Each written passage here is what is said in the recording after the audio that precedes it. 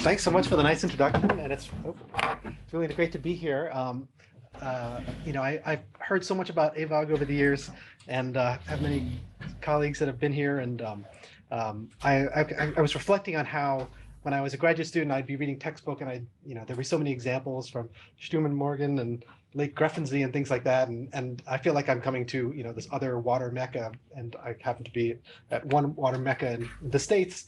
And I often think I live near Oyster Pond, which in my mind is, our local pond that we all work on, and kind of similar to all the environments that are here, like Greffensee and stuff like that I've read about in textbooks. So it feels really great to come here and sort of see it in person for the first time. So I thank you so much for the invitation, and the opportunity to get to know people here.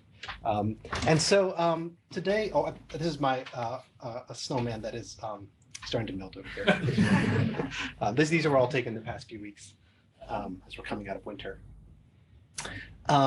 So as mentioned, I'm going to try and, Dave suggested I try and talk about, chemistry and biology, and I thought that was a really fun thing to try and integrate. So I'm going to focus on largely one story, but also add a few vignettes at the end to touch on some other things that I just wanted to let people know about. But stepping way back to the big picture, we often hear about the press trying to talk about environmental problems and can think about different environmental problems that humanity faces. And I've been reflecting about how these first three, resource depletion and loss of ecosystems and diversity and toxicity, are very much on the public's mind. But as we all know, biogeochemical cycles are super important as well. And journalists often sort of struggle with the vocabulary and the terminology of that, or feel a little intimidated once you add three sciences together or whatever. But it's super important, right? And that's something that we want to really, not only try and figure out how to study better, because it's a relatively young science, but also try and engage the public with and help educate them that it's separate from these other things that they're often trying to put in, our a particular biogeochemical cycle into some other box, right? Biogeochemical cycles are often driven by microbes, which are really the engines, as Falkowski et al. Talked about in some of their review papers, and where there are so many key reactions on Earth that involve redox and microbes. And a lot of those reactions also require metals. And so a lot of my work historically has been thinking about metals and biogeochemical cycles, and that inevitably led us to think about proteins and enzymes where those metals are being used. And this is an example of a photosynthetic organism. Let's see if I can get my cursor there. Where there are so many reactions that can involve metalloenzymes. And so there's so many things to study if you're interested about how metals may interact with biogeochemical cycles. It's a very rich area that we've had a lot of fun sort of exploring different pieces of. And when we think about the stoichiometry of life, there are many elements. I made a list here. I'm sure there's more that can be added, where we, and historically, a lot of the oceanographic community as well as ecology communities have really focused on the macronutrients, nitrogen, phosphorus, and carbon, mostly because those were easier to measure earlier on, right? And the study of metals was just late coming, but it doesn't mean they're necessarily less important. But in the oceans, it was only 20 or 30 years ago that we realized that iron was really controlling productivity in a lot of places. And this is a review paper where showing different bottle incubation experiments around the world, and when the circle is red inside, those are places where the assay showed it was iron limited, and when the circle is green, it means that the environment was nitrogen limited. And then the outer circle can indicate a secondary limiting nutrient, and if it's halved in the middle, it's a co-limiting nutrient. So you can start seeing some other nutrients starting to work their way in, B12 and cobalt and zinc and stuff like that, and phosphorus, if you look at the variety of circles here. And this compilation has, I think, inspired a lot of people. Actually, I think it's sort of it's viewed by some people in different ways. People who are, want to think about nitrogen and iron, they're sort of like, okay, good, everything is like we thought it was. But those of us who are interested in other metals and the possibilities are like, wow, look, some of these other things are important. There are places where zinc or B12 or cobalt matter.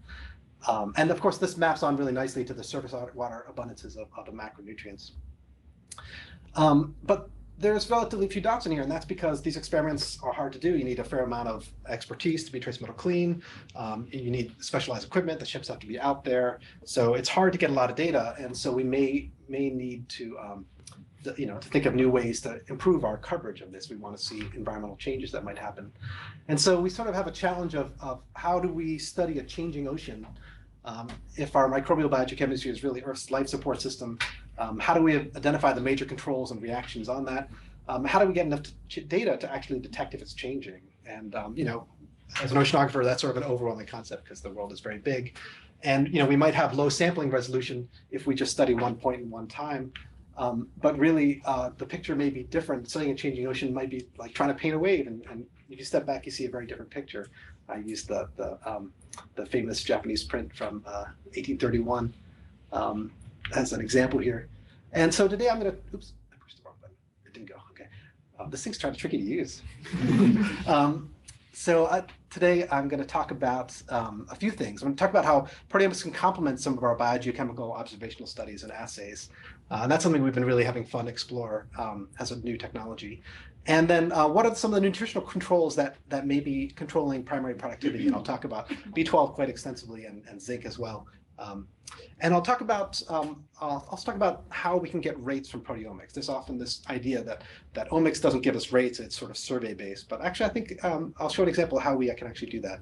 And then very briefly at the end, I'll touch upon some new robotic sampling capabilities and this new Biogeochemistry program that a lot of us are very interested in trying to move forward. To set the stage, we've been using microbial proteins to discern function using proteomic and metaproteomic techniques. And this is basically a mass spectrometry technique.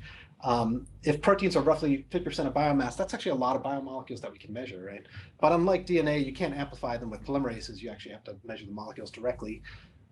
And we use a technique where we extract total proteins with detergent and there we are, and do a purification and then trypsin digest. And we have a really nice method that was developed by Matt McKilvin in our lab that can actually do online, fully automated 2D chromatography. So this is one injection that results in, I think, a 12 to 14 sort of shorter runs in the second dimension.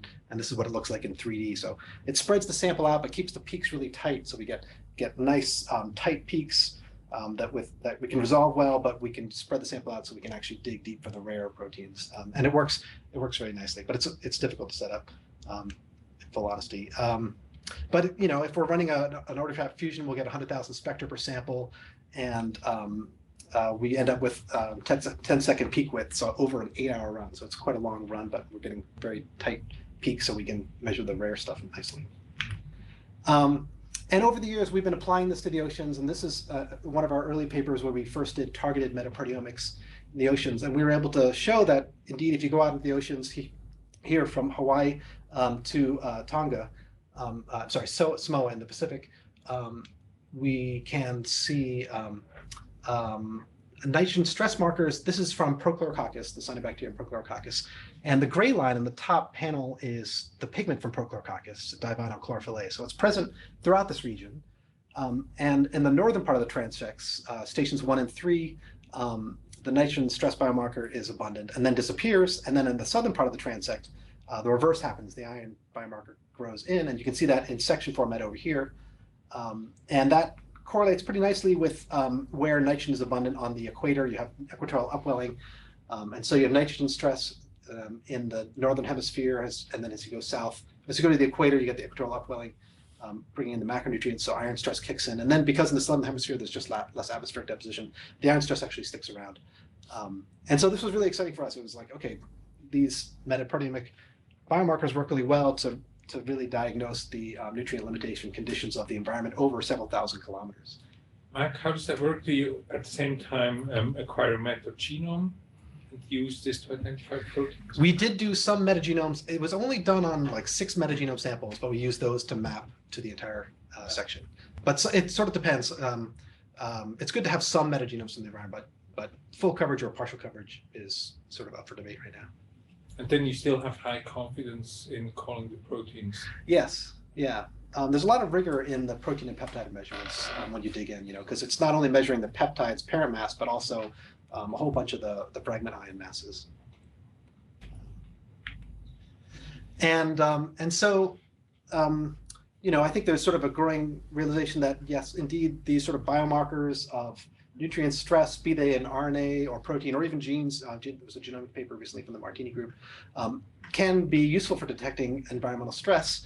For a review paper a few years ago, I made this table of different nutrients and different genes or proteins that were identified as potentially being indicative of what nutrient was stressing them out. And I remember making this table early on a few years ago and realizing that we had nothing for zinc yet. And so that sort of refocused some of our studies. And over the years, we've been very interested in B12. And so I'll talk about these four to some extent today. If you're interested, I won't talk about it today, but in this paper, where this table is, we also did a model of transcriptome to proteome correlations, which a lot of people asked me about, and made a model to explain why environmental biomarkers work and why they work so well. So that may be of interest. I have a question. Sure. What is the rationale? So to a naive layperson, it might seem that measuring zinc directly would be easier than detecting a biomarker for zinc, but there must be good reasons for why you go for the biomarker.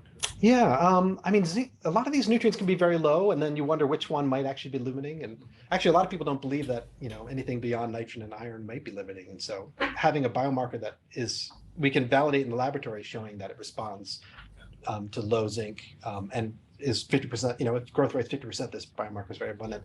That's a nice way to calibrate in the lab, and then we go to the field and say, look, it's happening. And some of the experiments can be very hard to do in the field too, like I'll talk about. Great. Thanks for the questions. So I'll start by talking about cobalt and kind of get back to the geochemistry and some of the things we've been seeing in recent years. And we've been really surprised at some of our data, both in the Arctic and in the Antarctic. And it's known that there are sort of large-scale changes happening at both poles. In the Arctic, there's a significant amounts of fluxes of meteoric water, basically fresh water that's coming off the shelves from rivers and permafrost and groundwater that's sort of flooding the very surface layers of the Arctic Ocean. Oops, wrong button. There we go. And there's thought that there's an increased amount of flux of metals in the Arctic as a result. And similarly, in the Antarctic, there is sort of basal melt of the ice shelf that's overhanging overhanging below the ice shelf above the continental shelf, and that there's a significant amount of iron coming from this region as well. So increased metal fluxes in both environments, perhaps.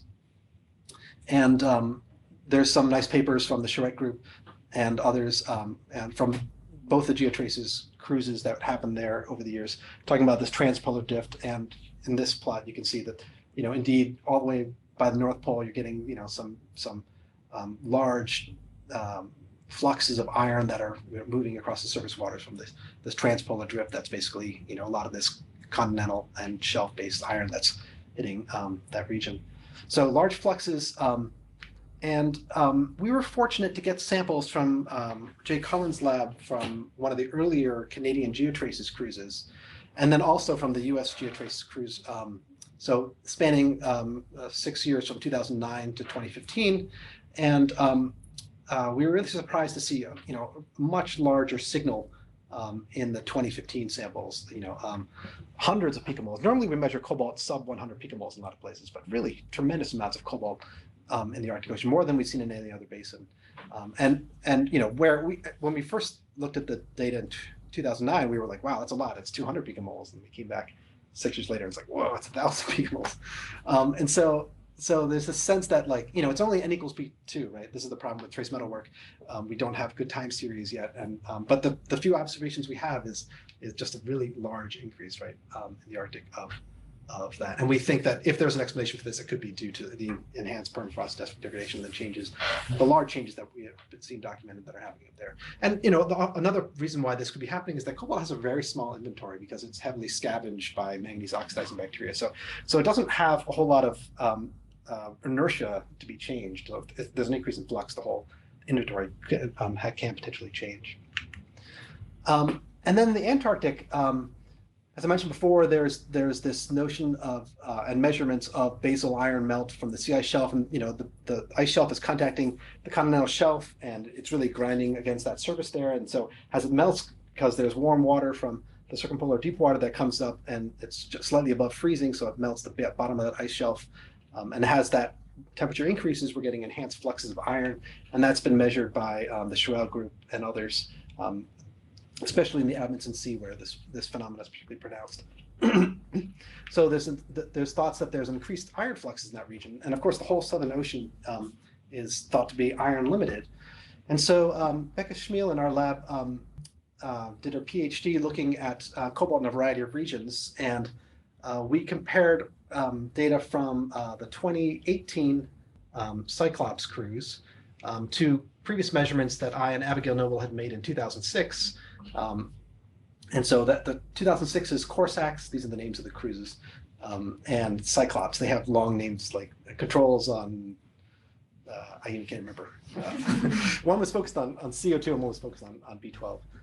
But anyway, the thing to note is that if you look at this blue line, the dark blue line, you'll see that it's set to the left for both dissolved cobalt and for labile cobalt.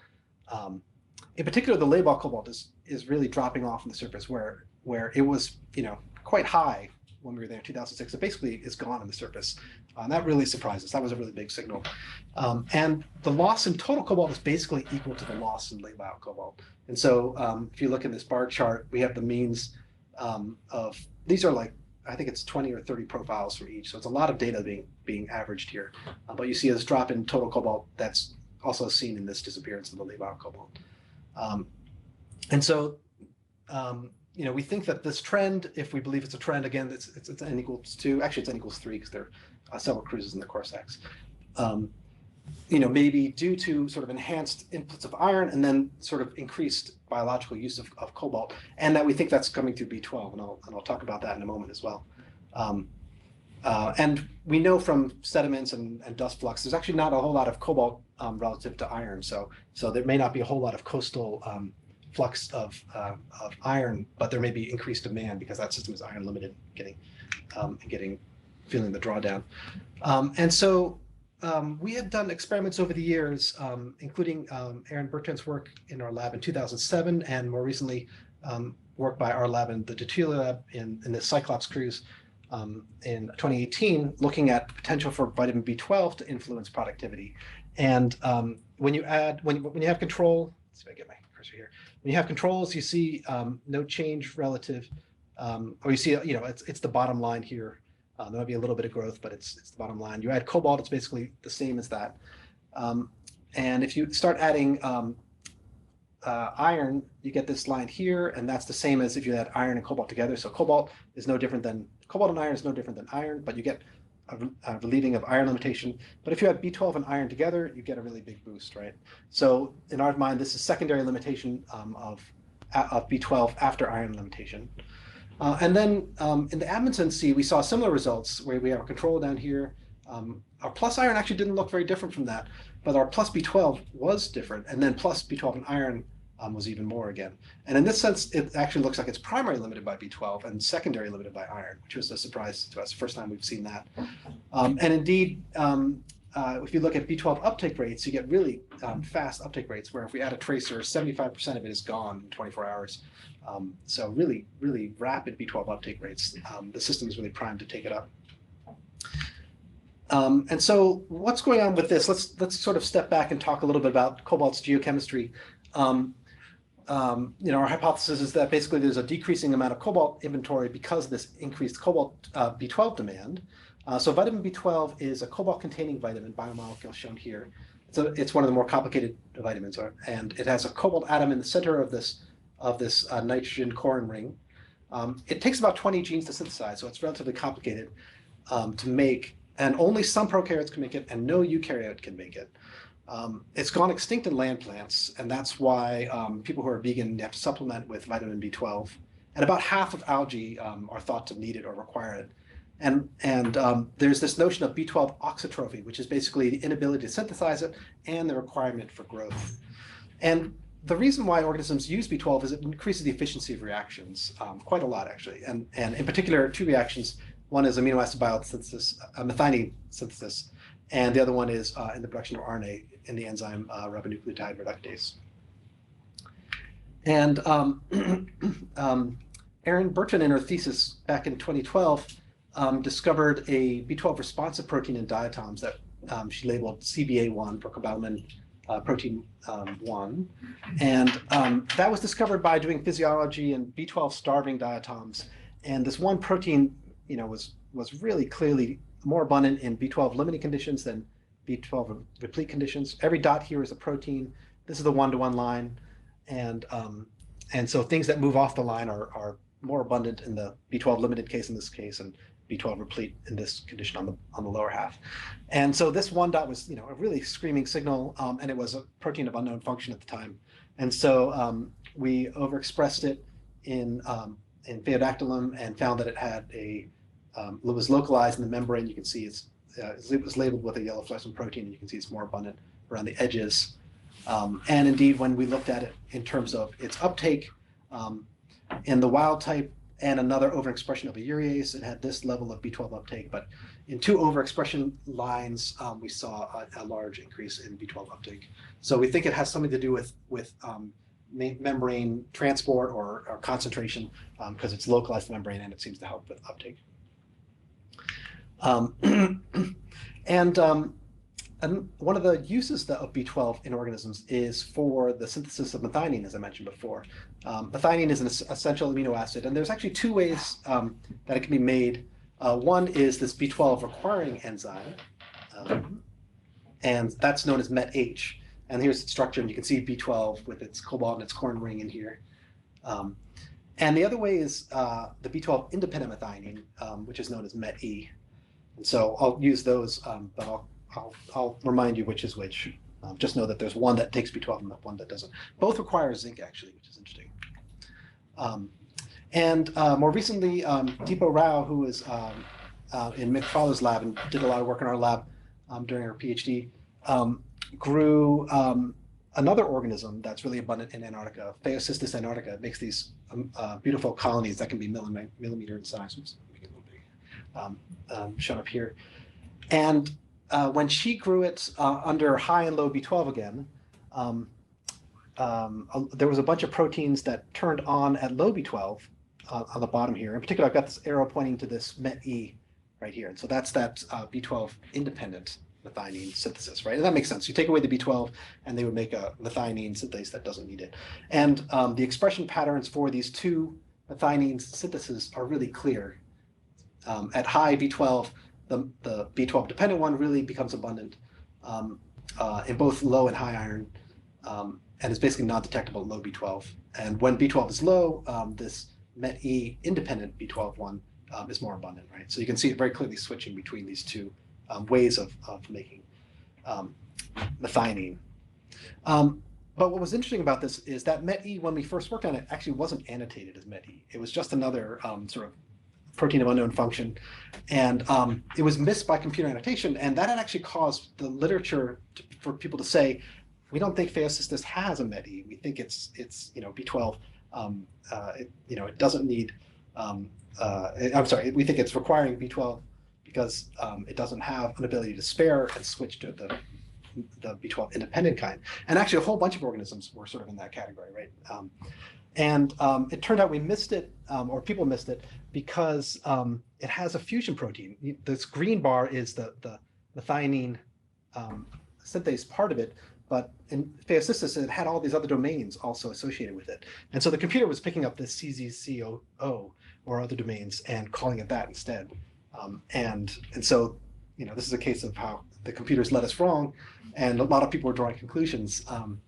And it took this physiology, then coupling it to the proteomics, to say, wait, there's something in there that's responding. Oh, wait, look at that sequence more carefully. It's actually methionine synthase. And it turns out that was true for not only Phaeocystis antarctica, but also for E. huxleyi and perhaps dinoflagellates. The group of organisms that have this fusion protein is actually quite large, and it's not clear it's necessarily active in all these organisms. Someone needs to do the same sort of experiment, to see if it's regulated the same way. And we're not sure what this other group is doing yet, but the CZCO, but it is thought to have some metal binding domains, like a zinc binding domain or something like that. So maybe it's involved in insertion into the MET-E for that zinc that it needs as well. But that's for future sort of structural and characterization work. So I want to try and walk you through the big picture of what I've talked about so far. So B12 producers, which can only be prokaryotes, and not all prokaryotes, that may be that's shown here. And here's the B12 biosynthetic pathway that I mentioned that's very complicated with more than 20 genes. And so an organism, the B12 producers are making their B12, and then they're populating it for enzymes that require these two enzymes and maybe other enzymes. And I've colored those enzymes in purple here. Then you can have organisms that require B12 but don't make it. So they're technically auxotrophs. And in this case, they're transporting their B12 through a BTUB kind of transport or some sort of TON-B related system that you can see the molecule being passed through the center of it here. And then they send it to these enzymes as well, right? And so that's the canonical sort of B12 requiring organism. And then we have this flexible use where organisms are flipping between different versions of enzymes that do require, or in green here, don't require B12. And then the same is true for RNA biosynthesis. There's a B12 requiring and B12 independent version, and their structure is shown here. And then you have the B12 independent kind, right, which then has deleted methionine enzymes, the B12 requiring enzymes, the purple boxes, and then can run totally independent B12. Now land plants are in this category, right? And I think for a lot of people, they sort of thought the world was sort of auxotrophic or B12 independent, and maybe there was something in the middle. But I think our conception is actually different now. It's that, if this MET-E fusion protein is really that abundant and all those copies are active in all those different organisms, this may be the dominant category, the flexible B12 use. And this B12 requiring auxotrophic is actually maybe the more unusual category. And it sort of begs the question, why would you bother to keep both enzymes and flip between one and the other? And the reason is that the B12 ones are just that much more efficient. They're 40 times more efficient in this case than the MET-E. And so you need a lot less of that protein, so you need less zinc, and presumably the organism could grow faster because it can make methionine faster. And so then how does this connect back to the chemistry? Well, we've been seeing this enhanced B12 uptake in that region, and we think basically organisms are growing. They want the B12 because they can help them compete against other organisms because they can grow faster. When the iron comes in, they can take advantage of it. And so Becca in this paper on cobalt geochemistry down there just did a very simple two-box model where we assumed, we didn't assume, we actually used the enhanced uptake rates that we measured with radio tracers, and then coupled to a system that basically evolves every year with either with this enhanced uptake rate on the solid lines, or a control that basically has sort of non-enhanced uptake rate. And this system is interesting because it mixes all the way to the bottom every winter. And so we have a deep surface layer, a deep layer that's increasing concentration because of summary mineralization, and then it's mixed. And the top and the deep and surface are the same. And then the surface layer is depleted in cobalt as it's taken up with enhanced uptake, and then mixed again. And then each year with this enhanced rate, basically the inventory is drawn down in this simple model that assumes constant inputs and things like that. And so this is just a mechanistic way to say conceptually, if you have enhanced iron input but no increase in cobalt flux in the system, you can draw down your inventory because you have enhanced biological production, and presumably that eventual export to the sediments is basically cleaning your inventory or decreasing your inventory. Okay, so I want to switch gears a little bit to talk about zinc, and I'm going to set the stage here by talking a little about what's happening inside cells. And so we have a new technique where we can go inside an organism and see where the metals are. And this was adapted some of the work that Nigel Robinson's lab had been developing over the years, and we sort of scaled it up and connected to higher throughput proteomics. And it's a interesting idea. You basically take a pellet and you anaerobically and natively digest it. So you don't add detergents, and you put it in an environment that's not oxidizing, so you don't disrupt the methionine synthase. I'm sorry, the methionine and cysteine amino acids and the reduced sulfur sites. And so that preserves the metal coordination if you do that. And then you do lots of chromatography, spread them out in 2 dimensions and spread them into plates. And we're now spreading them out into 6 96-well plates, so 600 subsamples from an additional pellet. And then you split it to 2 mass specs, and you can do trace metals and proteins and then enzyme assays or whatever you want.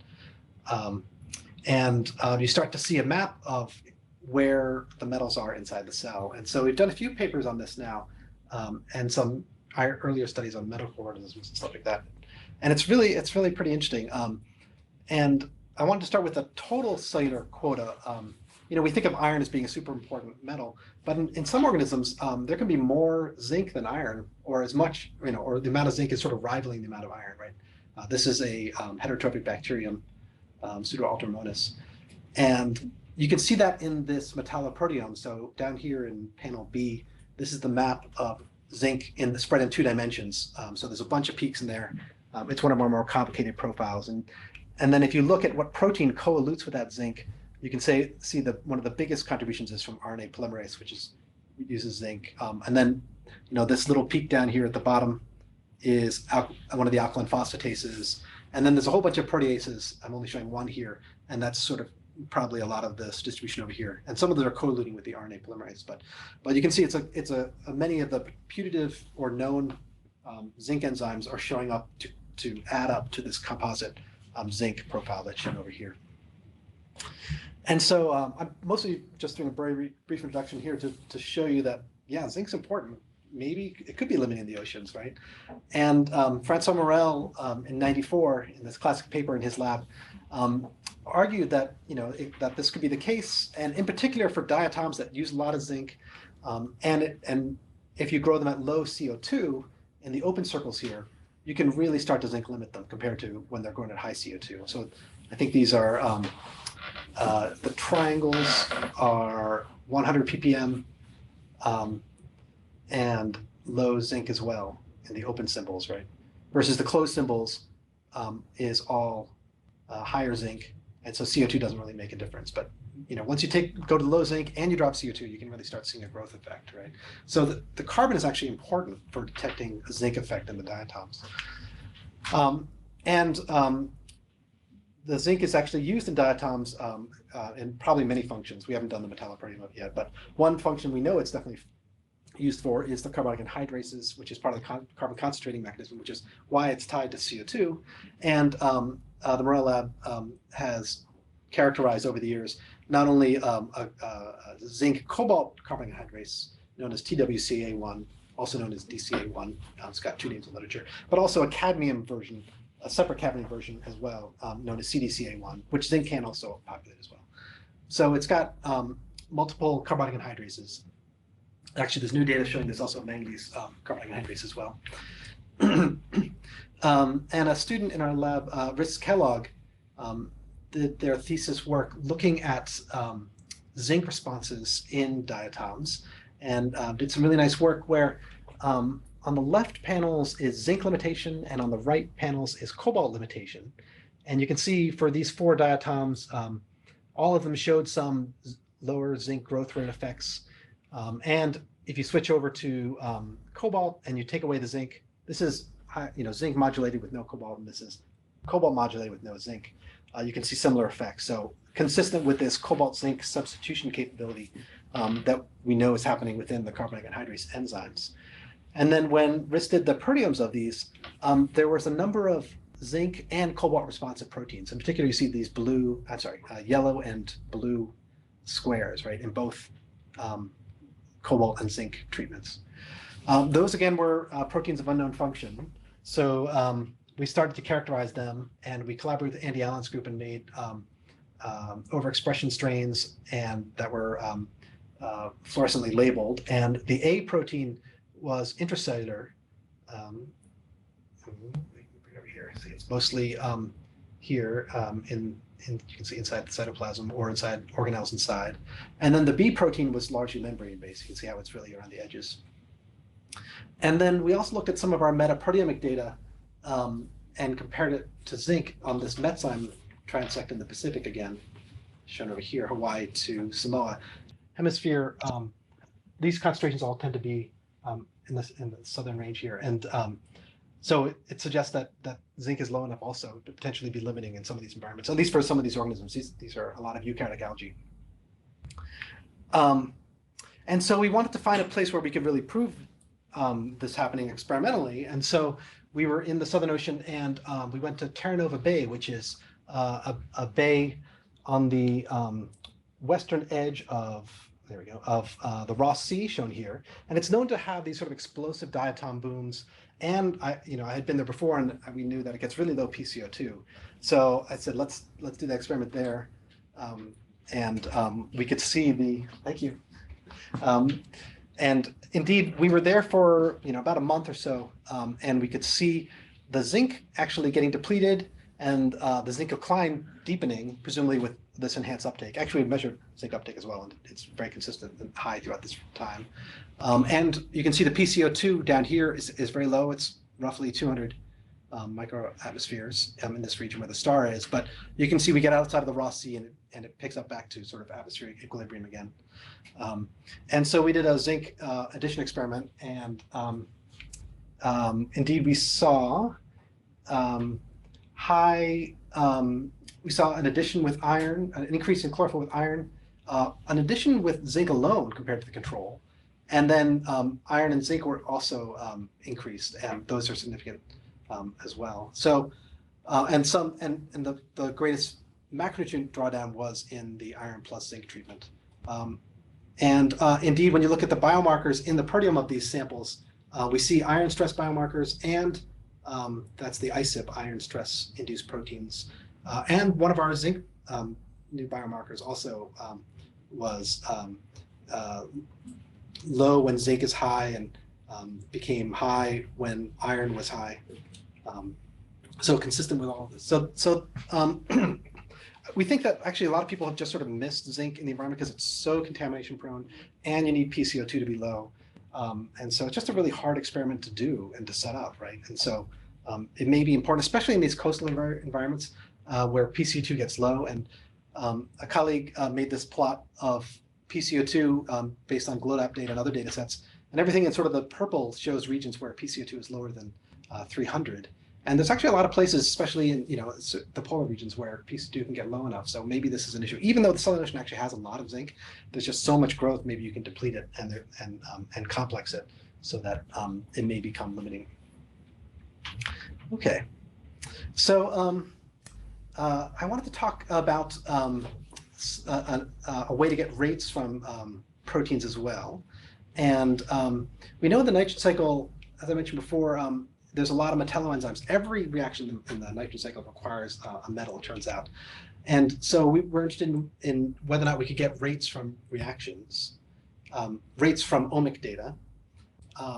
That's sort of a exciting thing to do. And so we had a cruise on the Falcor from Hawaii to Tahiti in this case, and did a bunch of sampling for proteomics and characterized this environment. This is in the bottom, it's just where we run out of data when it's black.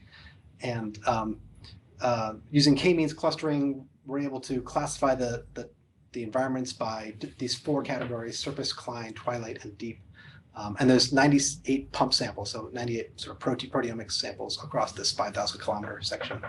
And this was led by Jackie Saunders, I should point out, the informatic analysis of it. And the analysis of the samples was led by Don Moran and Matt Makoto shown here. And this is just our total protein abundance. There's a lot more protein in the water column in all these profiles.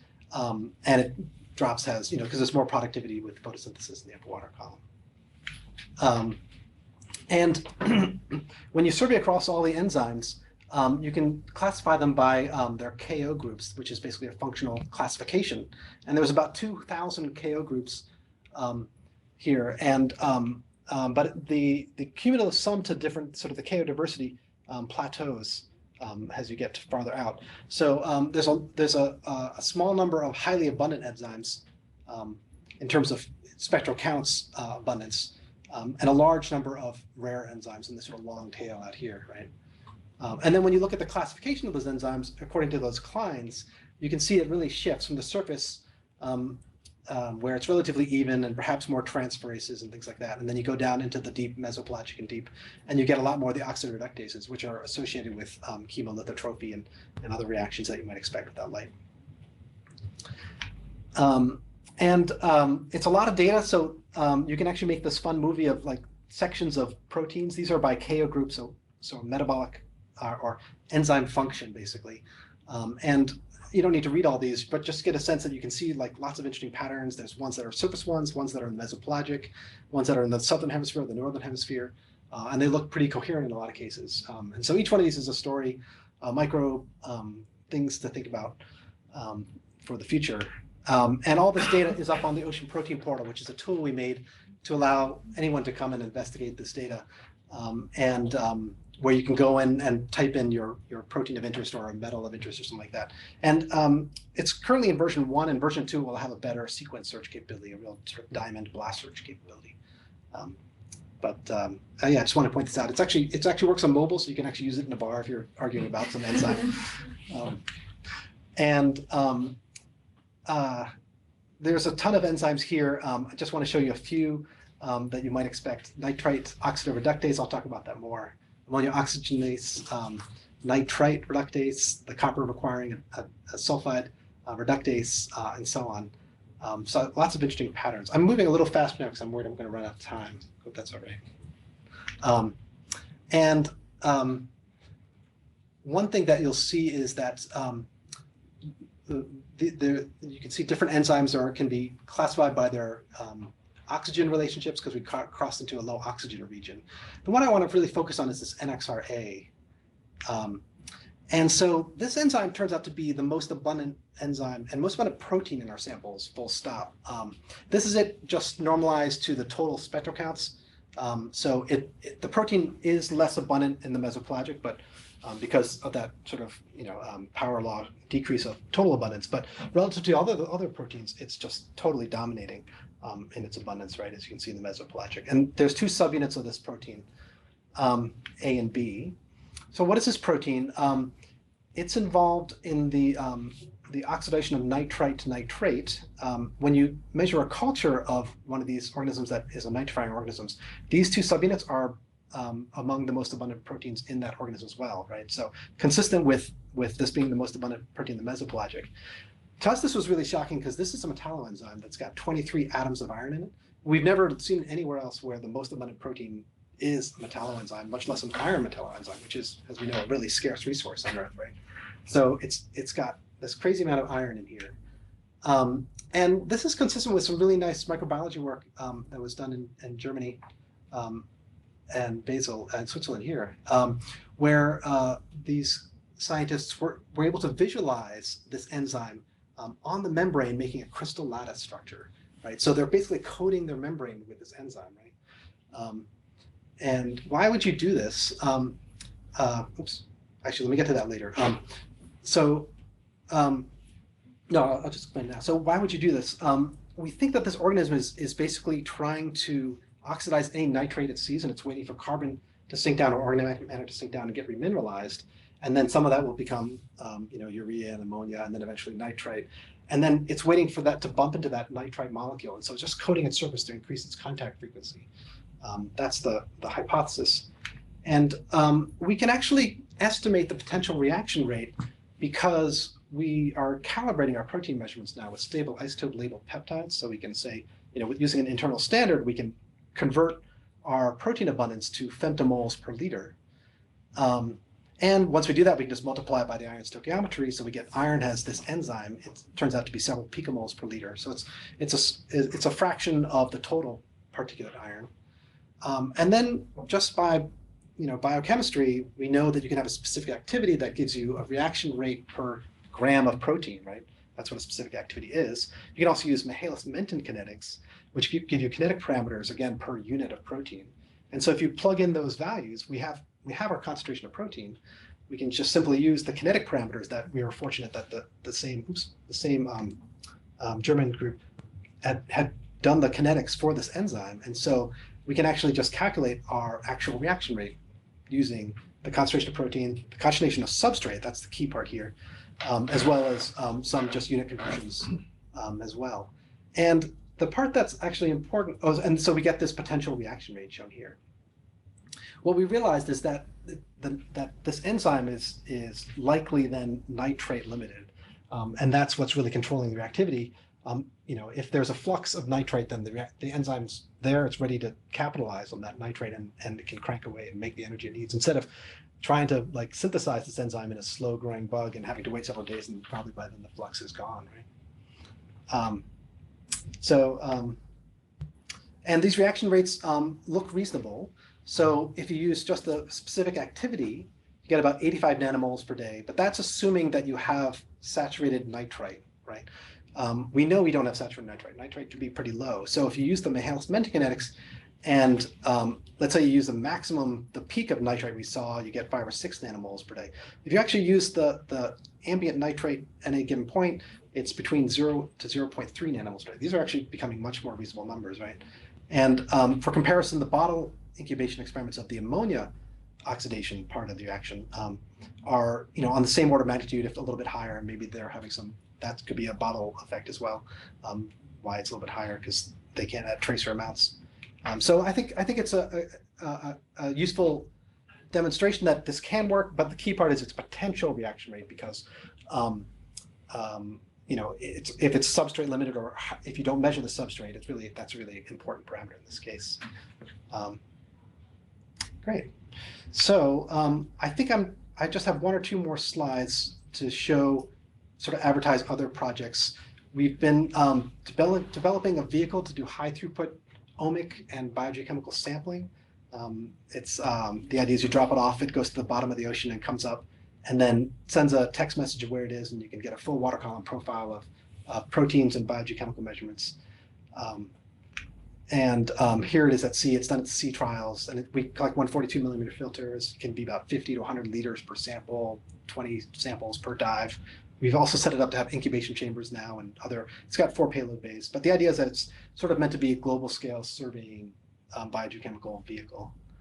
I wanted to also mention that there's this an international community effort to create a new program that's meant to try and sort of take the capabilities that GeoTrace has created in micronutrient measurements, but also sort of combine them with a lot of the omic techniques that have come out of microbial ecology and the Terra program and the GOS program and things like that, and try and understand ocean metabolism and nutrient cycles on a changing planet. So I've been involved in this with a lot of colleagues around the world. I think there's 20 some countries, and if you're interested at all, sign up on the mailing list, and there's going to be educational opportunities for like lab exchanges and travel things for early career people. So definitely keep an eye on that, and certainly encourage people to think about that. Great, so I can end there, and I'll just put this up and take questions.